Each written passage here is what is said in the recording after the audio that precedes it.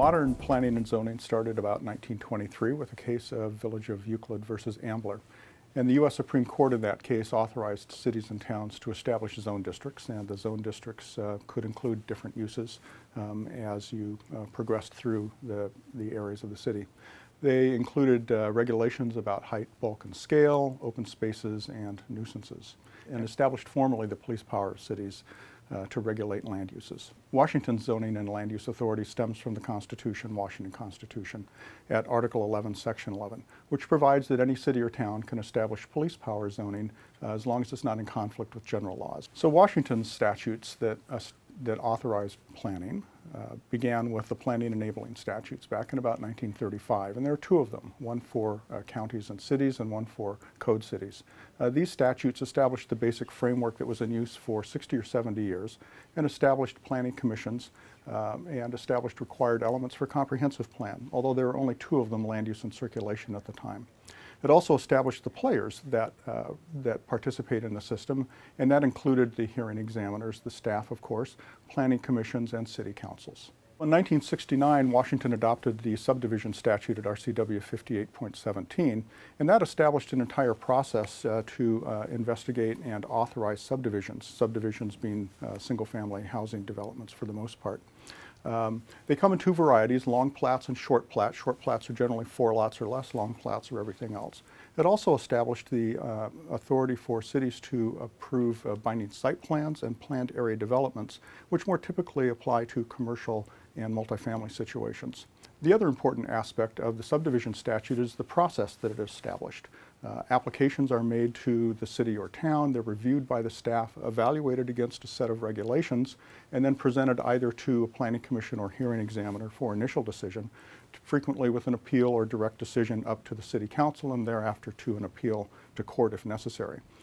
The hearing examiners and planning commissions that review the plat applications are authorized by statute to require conformance with regulations, and there's a long laundry list in the statute about those kinds of regulations.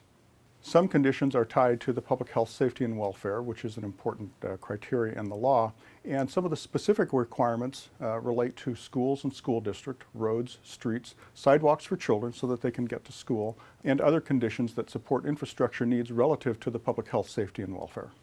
In the early 1970s, by citizen initiative, there were two important laws passed that affect land use planning and zoning. One of them was the State Environmental Policy Act, known as SEPA. SEPA was adopted from the National Environmental Policy Act and essentially provides a mechanism for decision makers like planning commissions, hearing examiners, and city councils to have full information in front of them before they make a decision as to whether or not to approve a development. SEPA is an extensive procedural statute that requires a number of steps as you go through the analysis that it requires, and applies to both the built and the natural environment. Some of the procedural requirements are an initial checklist that comes in with an application, followed by what's called a threshold determination, which could be a determination of non-significance, a mitigated determination of non-significance, or a determination of significance. And the latter is tied with the environmental impact statement, or EIS, process. When an EIS is required, the jurisdiction will basically call a timeout, and it takes about a year to go through that process in order to create the science and fact-based background to evaluate the project for which it's been prepared. If an ordinary threshold determination, like determination of non-significance, is made, the project just flows along naturally. SEPA is required to be performed at the same time as the underlying application is presented to the planning commission or hearing examiner, so that all of the information necessary for the decision is available and can be properly considered in determining whether or not the application should be granted. The second major statute adopted in 1971 was the Shorelines Management Act. It was also adopted by citizen initiative and predicated on a federal statute.